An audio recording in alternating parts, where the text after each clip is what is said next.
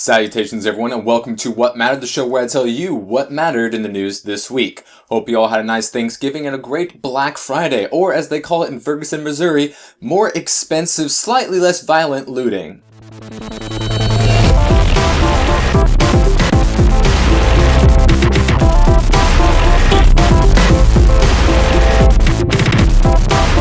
First off, we have this week, of course, two huge trailers that hit the interwebs with Jurassic World and Star Wars Episode VII, The Force Awakens. Now, of course, Star Wars, always a humongous deal, only a couple hours after it was released, garnered millions and millions and millions of views, being all over every single website, getting a Lego trailer rendition, getting fan art made just within a few minutes of the trailer hitting.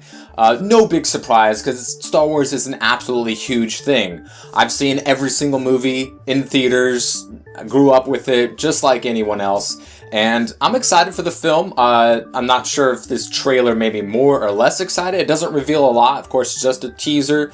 We get to see only a couple of the new characters. We get to see a stormtrooper who, if he's undercover or if he's turning sides during the film, we're not too sure. We got this chick who's on this on Tatooine. Is she Han and Leia's kid? We don't know. We also got the new Sith with the new lightsaber with a crossguard that people are ridiculing because it wouldn't really function as you would think it would, but blah blah blah. It looks like really unfocused, so some people are speculating this is an older Sith that has awoken, a la The Force Awakens. That's why he's got this old lightsaber. But of course, people have, broken this down frame by frame, as they always will. People will be speculating, rumors will be flying, there will be supposed leaks, maybe actual leaks, because that's just what comes with the territory with Star Wars. I thought it was a pretty good trailer. It showed us a lot to be excited for and interested in, a lot of new things, and just a whole lot to think about and talk about, and we will be for every single day until the movie actually finally comes out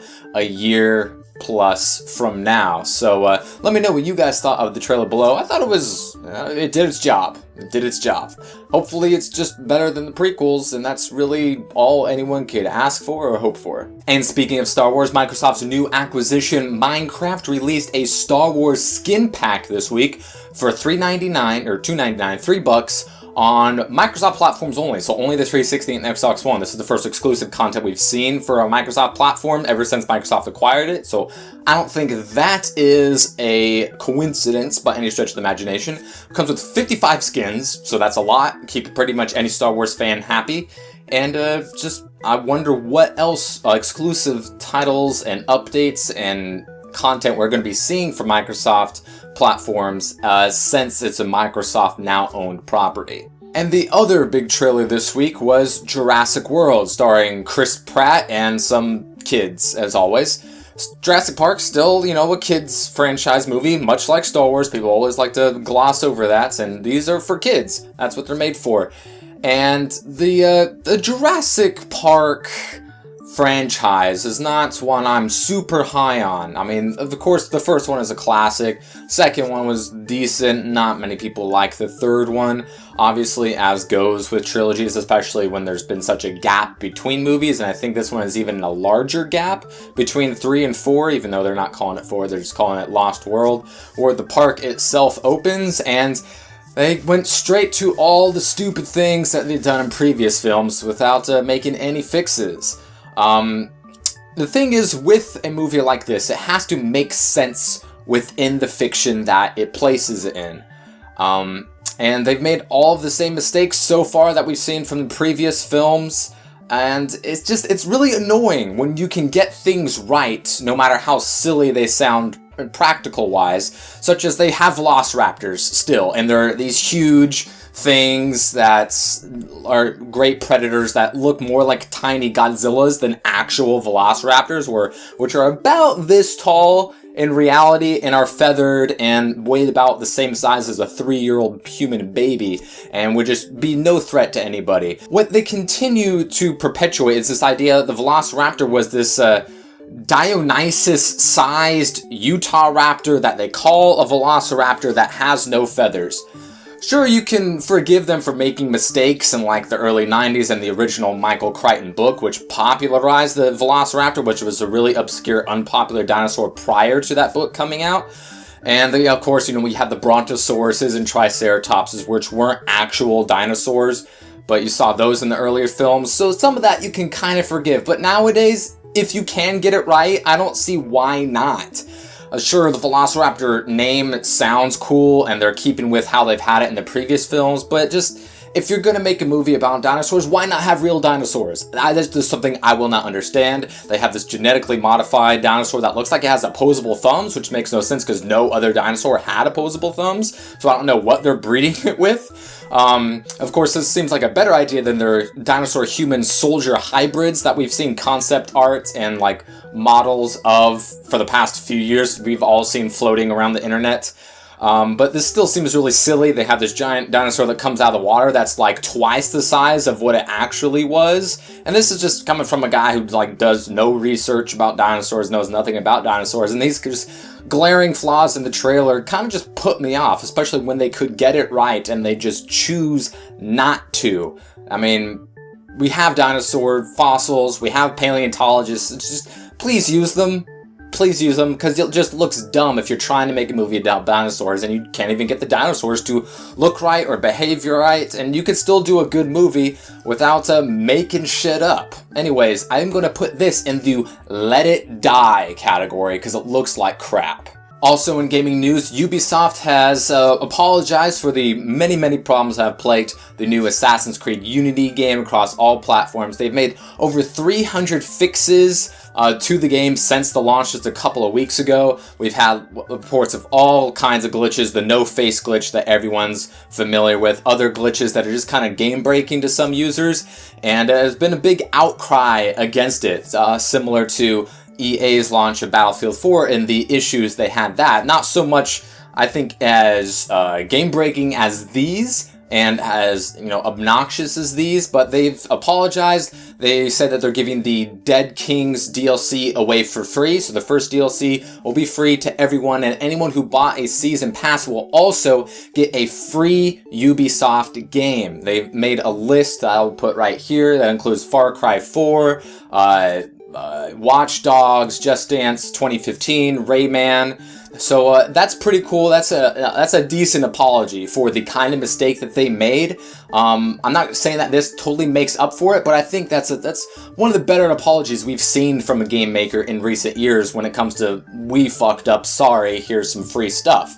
They give out something free to everyone who has the game, and they gave out something extra to people who invested into their game and their franchise by buying the season pass and being, kind of screwed over with how the game has performed so far.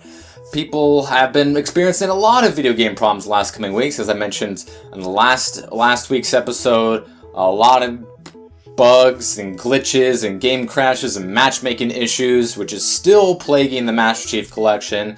And Sonic Boom, that rushed mess that it was.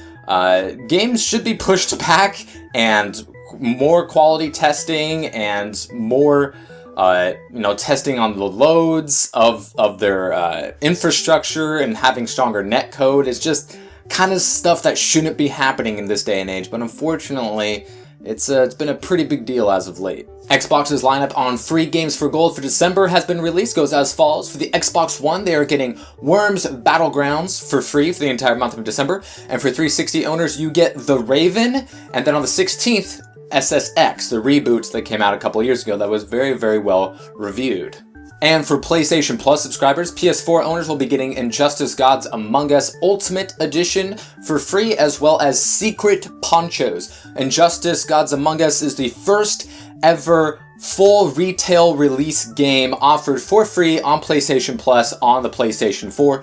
Xbox One doesn't have one yet, but hopefully they will follow suit. PlayStation 3 owners are getting the Hitman HD Trilogy Collection for free, as well as Deadly Premonitions Director's Cut. And for Vita owners, they are getting Final Horizon and Titan Attacks, which is also available through cross-buy on PlayStation 4 and PlayStation 3. All in all, as always, quantity-wise, PlayStation is well ahead of Xbox, but I would say quality-wise, Xbox has this month pretty easily, with Worms, a very, very good and relatively new arcade title being offered for free on the current gen consoles, as well as SSX. Injustice is the first retail release, full release game offered for free on the PlayStation 4, so that is a definite plus. If you don't have that game already, I think it's a better value than what Xbox is offering this month, but if you're like me and you already own it, Microsoft has a little bit more to offer, unless you're just like really into cross-buying stuff. All in all, they are both really good values, and free games, the ante just keeps getting upped and upped, especially now with a full retail release title on the PlayStation 4. We'll see if Microsoft will follow suit with one of their launch titles maybe, and hopefully it'll just get better and better from there. And in comic book movie news, Guillermo del Toro's script for Justice League Dark was handed in to the WB officials over there at Warner Brothers, who have had their slate pretty much full-fledged. But there was nothing as far as the occult and darker side of the DCU goes. Justice League Dark, for those of you who don't know, comprises of characters such as Constantine, Zatanna, Deadman, Frankenstein, Swamp Thing. Of course, Constantine has his own TV show, Friday Nights at 10, which I said at the very beginning was probably a really bad fate coming from that time slot, and it hasn't been in production since its 13-episode run, so I don't see that's continuing on television. But as far as seeing Constantine and the others on the big screen, that still seems to be up in the air at this point. While Guillermo del Toro is a big directing star in Hollywood, with some of these passion-made scripts and films giving to studios never seem to come to fruition, even though they seem to come from people with passion for the subject material. They just never seem to be able to hit the silver screen, so I would be surprised if this Justice League Dark movie was made, especially since it goes outside of the mainstream realm of DC characters, especially since, you know, Warner Brothers is trying to catch up with the Marvel Cinematic Universe, which I think is a mistake in its own. They should take their own damn time and create an awesome cinematic universe on their own. But, well, we'll see. Obviously, you know, there is definitely a niche there that isn't really filled within the any comic book movies, as far as dealing with, you know, a darker tone and subject material with the occult and magic and stuff like that. So we'll just have to see what comes of this, but I would definitely be surprised if this actually came to fruition. Anyways, that is what mattered this week. If you would like to know what matters in the future, you can hit the subscribe button below. Thank you all for watching. All the links to the stories will be in the description below, and I will see you guys next time.